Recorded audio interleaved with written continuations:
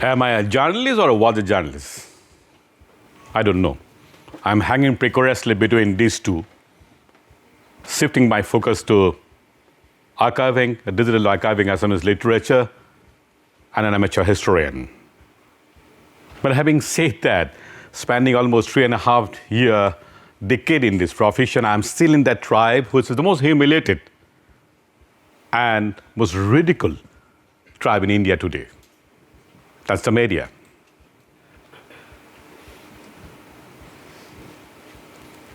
But I joined the profession with a very romantic illusion with two most powerful instruments I thought it was most important at that time to change the society and the world was a pen and my Remington typewriter. That was 3.5 decades back. And funnily, Northeast India was the biggest hotspot for any one event journalist to be there, especially reporting for the metropolitan dailies. Mumbai, Bollywood is there, organized crime, boring. Delhi, North India is two politics. Central and East, ultra-left and left. So it basically then Northeast India and the Kashmir were the hotspot for reporting for us. Because it has the cross-border terrorism incidents we used to call.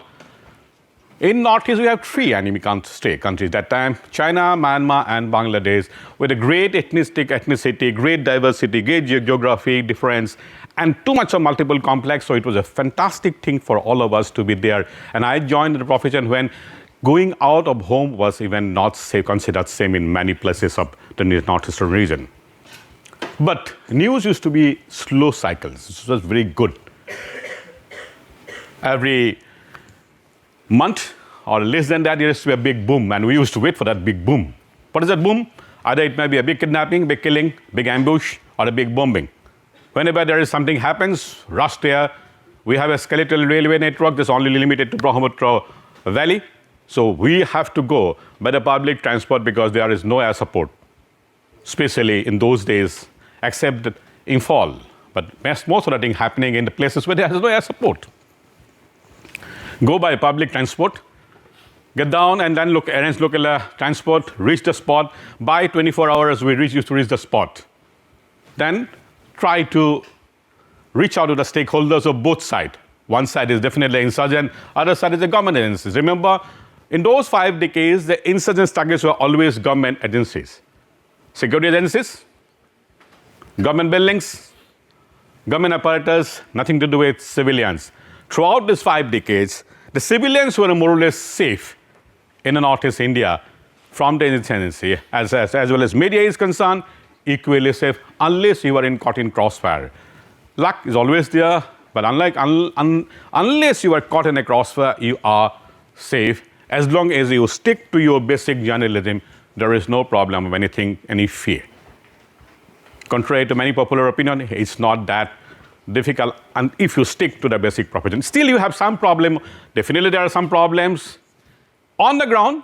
Then the easiest way to save yourself is to walk by the side of any known and unknown woman. N number of times I saved myself by walking by the side of an unknown woman, because remember, in the Northeast India, till now, women are the absolutely untouched and absolutely safe paradise. They are the most respected things.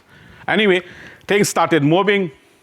From the 90s, comes to the next decade, and most of the insurgent groups have started talking to the government, have come to the negotiating table. Some are still negotiating, some have already signed the deal. But the entire situation, things had changed from this new decade. Dissemination of information technology has changed. That's inevitable. That's not an issue. The issue is more or less about the culture has changed. The audience has changed. The perspective has changed. The changing of technology, anything is inevitable. It's good. The change is good and change is constant. This institute has changed. Classroom has changed. Syllabus has changed. Thanks to technology has changed. The basic ethos of imparting knowledge has not changed. It remains same. But in case of media, that very ethos has changed. That is where the whole problem has started. My own brush with the news started in 1979.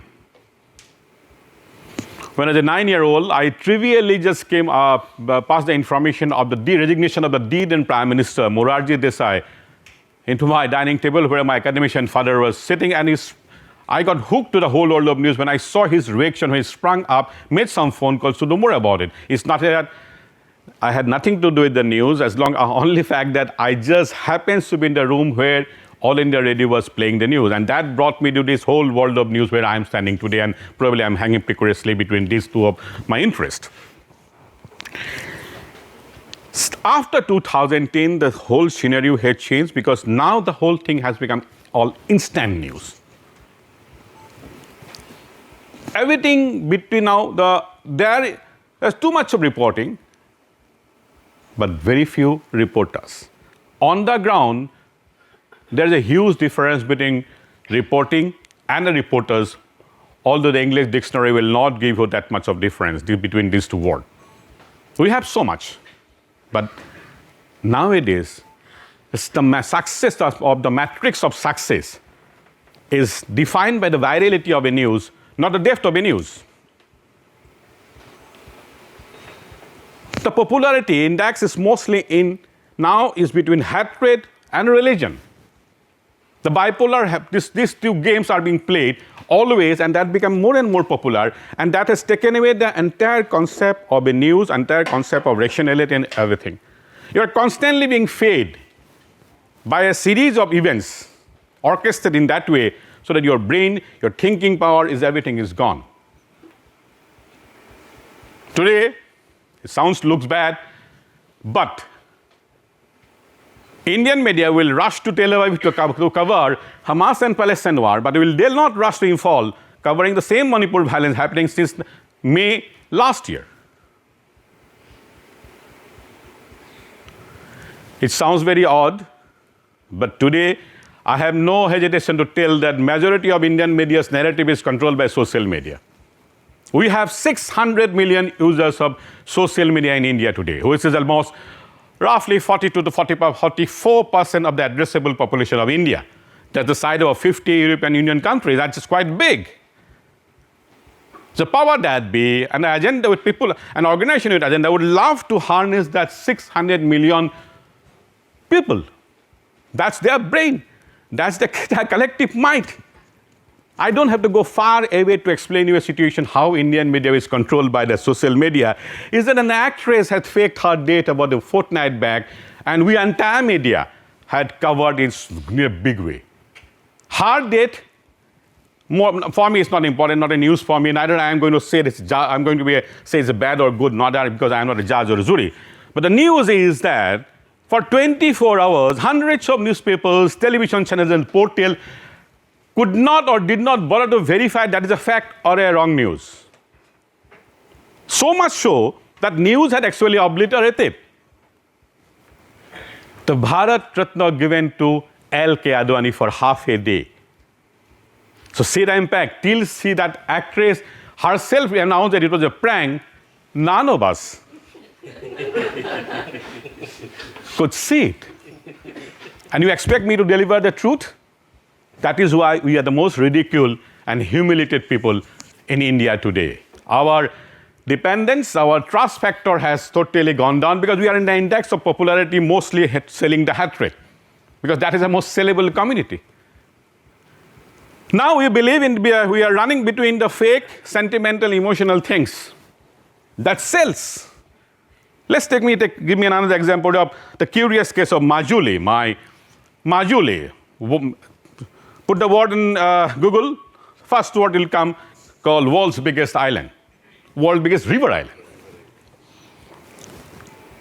Majuli is the cradle of Assam's culture. It's the epicenter of Assamese neo-Vaishnavism, dance, drama. It's the identity of the very Assamese people. It has, since 15th century, it has 22 hot rose or monasteries there. But is it an island? But what is actually an island? Island has to be surrounded by all sides by water. But is it an island? Majuli is not an island. You have to cross to the Majuli by ferry from the southern side, but northern side, it is a part of a landlocked Assam. But we are still selling that way because it sells. That's why we sell the whole story.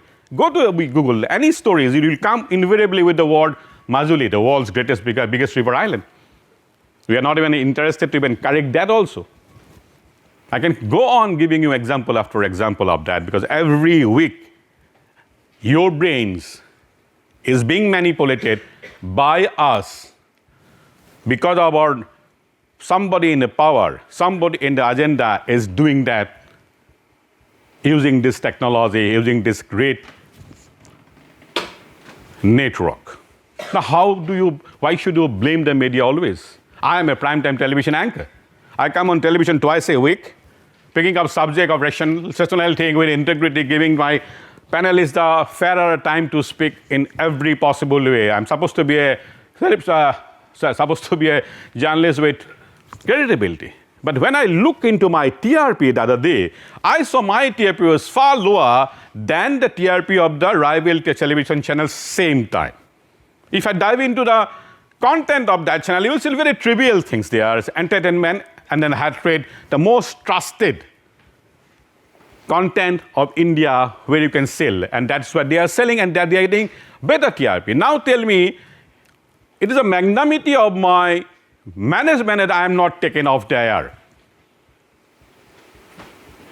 Because media, television runs on the only source of revenue is advertisement.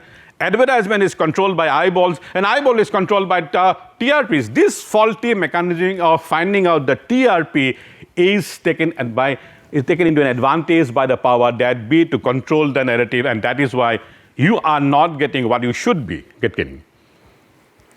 Is there any way? Difficult. We have a dwindling now independence of media today because of constantly your narrative is controlled by the revenue. Now you will be saying about what about the independent media? Yes, there are some so-called independent media.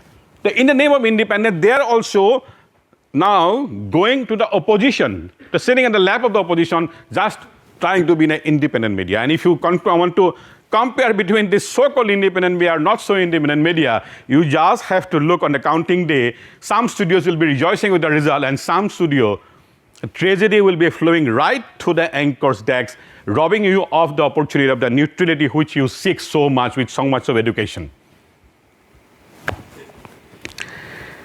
Now, what is the way out? It's difficult. It's very difficult. There's not much of way out now, at least in present format, this conventional world of this kind of revenue model.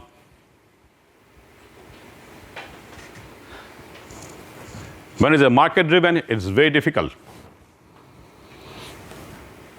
I have some idea. Can we have some kind of oath of ethics during the graduation of the journalism school, like the Hippocrates oath taken by the physicians over centuries? Many will argue that no, many these are not very properly followed. But at length, what is the guarantee that journalists will do it even after taking the oath? Yes, but where to begin now? This is a situation.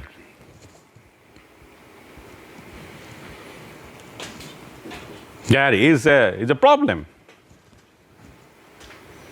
The independence of the media has gone down to so much, the credibility has gone to so much that you now question to us at any given point of time, because everything we give you question and you rightly question to us.